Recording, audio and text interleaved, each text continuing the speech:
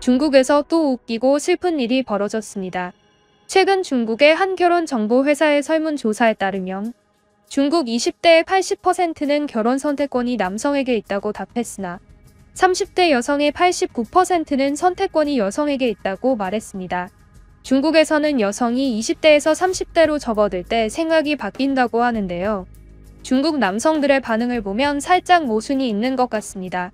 중국 남성들은 최근 결혼을 기피하는 일이 많다고 하는데요. 한 전문가는 이러한 중국의 결혼 기피 현상의 가장 큰 원인 중 하나로 틱톡이라는 SNS를 이야기했습니다. 중국인 대부분이 이용한다는 SNS 플랫폼인 이 틱톡은 싱가포르와 미국계 회사로 알려져 있으나 최근 중국이 회사를 사들이면서 틱톡의 성격이 많이 변했는데요. 틱톡은 중국인 여성들이 좋아하는 판타지로 도배되어 있습니다. 중국인 여성들은 결혼식에 돈을 굉장히 많이 들이는 것으로 알려져 있는데요.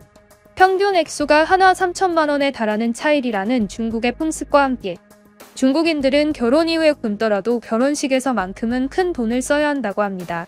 특히 차일이의 금액은 중국 여성들이 생각하기에 남성이 자기를 얼마나 사랑하냐를 가늠할 수 있는 기준이 되어준다고도 이야기하는데요. 이러한 결혼 풍습 때문에 중국의 남성들은 아예 결혼을 거부하는 일이 많아졌습니다. 틱톡에서는 차일이로 1,000만 원만 받은 여성은 그 남성이 여성을 사랑하는 것이 아니라는 의미라는 영상도 있고 이상적인 중국 결혼식이라며 돈을 과하게 많이 쓴 결혼식 영상이 퍼지며 이렇게 결혼하지 않는 사람들은 초라하게 느껴지게끔 만들고 있습니다.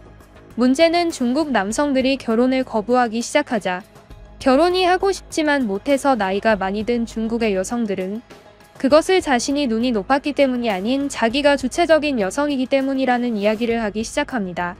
그래서 이러한 투표 결과가 나온 것인데요. 상황은 많이 심각해 보입니다. 한 중국인 여성은 이러한 이야기를 했는데요. 우리는 돈이 많은 남성을 좋아하는 것이 아니다. 돈이 없더라도 자기 처지에서 있는 힘껏 우리를 도울 수 있는 남자를 원한다. 그리고 차일이는 바로 그런 의미다. 한 가정의 차일이가 5천만 원대인데 우리 가정의 남편이 나에게 3천만 원을 줬다고 해서 내 남편이 나를 덜 사랑한다는 의미는 아니다. 자신의 상황에 맞게 차일이를 주는 것. 그것이 성의이고 곧 사랑인 것이다. 하지만 차일이로 3천만 원도 주지 못하는 남성들은 분명 문제가 있는 것이다. 보통 중국의 남성들은 30살이 가까워지면 결혼을 하는데 남성이 30이 될 때까지 3천만 원도 모으지 못했다는 것은 문제가 있다. 그러한 남성이랑은 결혼을 하지 않는 편이 미래를 위한 선택일 것이다. 사람들이 많이 착각하는 것이 있다. 20대에는 여성들이 갑이지만 30대에는 남성들이 갑이 된다고 생각한다. 하지만 그것은 틀렸다. 중국은 남성들은 매우 못생겼는데 여자들이 대부분 예쁜 나라로 유명하다. 30대가 되더라도 남성들은 빠르게 늙지만 여성들은 그렇지 않다. 중국은 여성이 남성보다 능력이 좋은 경우가 많은 모계사회라고 할 수 있다. 남성보다 지위가 높은 우리는 남성을 고를 수 있는 것이다. 나는 지금 나이가 30이 넘었지만 지금까지 많은 남성들을 만났다. 남성들은 헤어질 때마다 자기가 나를 찬 것이라고 생각했다. 하지만 그것은 틀렸다. 내가 그들이 나를 차게끔 만든 것이지 절대로 그들이 나를 찬 것이 아니기 때문. 내가 사랑을 주지 않기 시작하면 남자들은 다들 떠나간다. 간단한 이치다. 중국은 세상에서 가장 성차별이 심한 국가다. 여성들의 능력이 훨씬 뛰어난데도 불구하고 여전히 남성들의 지위가 높다. 우리는 이러한 악습을 끊어내야만 할 것이다. 라는 글이었습니다. 한편 이 글에는 한 중국인이 댓글을 달았는데요. 이 댓글은 한 남성이 단 것으로 보였습니다. 많은 중국인 남성에게 공감을 받은 글로 보였는데요. 해당 글의 내용은 이러했습니다. 이것이 바로 그들의 정신승리이다. 30대까지 놀기만 하다가 이제 결혼해야겠다는 생각이 들고 보니 자기가 늙어버린 것을 깨달아버린 여성들. 그들은 이제 자신의 처지를 믿고 싶지 않아 한다. 그리고 그들은 기어이 그들이 마음만 먹으면 결혼을 할 수 있었지만 자기의 의지대로 하지 않은 것이라는 정신승리를 한다. 내 친구는 얼마 전에 결혼을 했다. 그 친구는 차일이로 여성에게 50만 위안을 줬다고 한다. 그리고 이것은 내 여자친구 귀에 들어왔고 나는 내 여자친구와 결혼하려면 그보다 더 많은 돈을 줘야 하게 됐다. 여자들은 항상 기싸움을 서로 한다. 그리고 자신의 남편 차일이에 대해 항상 떠벌리고 다닌다. 좀 생각해봐라. 차이리를 적게 받은 여자들은 차이리 금액에 대해서 떠벌리지 않는다. 하지만 많이 받은 여성들은 당연히 자랑을 하고 싶기 때문에 동네방네 떠벌리고 다닌다. 그리고 여자들이 듣는 차이리 금액은 비싼 금액들 뿐이다. 많은 차이리만 떠벌려지기 때문에 여성들은 당연히 차이리는 30만 원도 적은 금액이라고 생각하게 됐다. 이것은 정말 미친 것이다. 이러한 사태를 벌인 것은 대부분 SNS이다. SNS에는 거짓이 정말 많다. 차이리를 적게 받은 여성들은 많이 받았다고 SNS에 거짓말을 하고, 많이 받은 여성들은 그만큼 많이 받았다고 더욱 자주 떠들고 다닌다. 도무지 차이리를 적게 받았다고 말하는 여성을 찾아볼 수가 없다. 그리고 아무도 그 진실에 대해서 이야기해주지 않는다. 그리고 결혼할 때 적은 차이리를 주는 남성들은 자연스럽게 을의 입장이 된다. 자기가 뭔가 잘못한 것만 같고 여성에게 제대로 대우해주지 않은 것 같다는 생각이 든다. 중국에는 더 이상 SNS를 하지 않는 여성은 찾을 수가 없다. 중국 남자들은 해외로 떠나야만 한다. 차이리라는 풍습은 정말 미친 풍습이다. 물론 SNS가 없었을 당시에는 괜찮은 풍습이었다.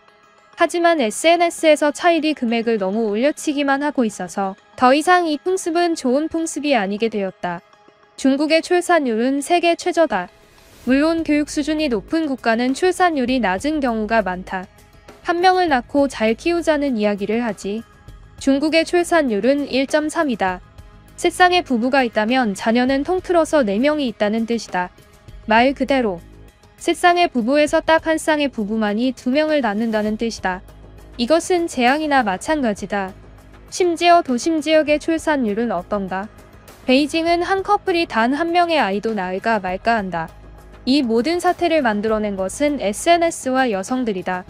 우리는 중국의 이런 상황에 대해 책임을 물어야 한다. 중국은 전 세계를 이끄는 대국이다.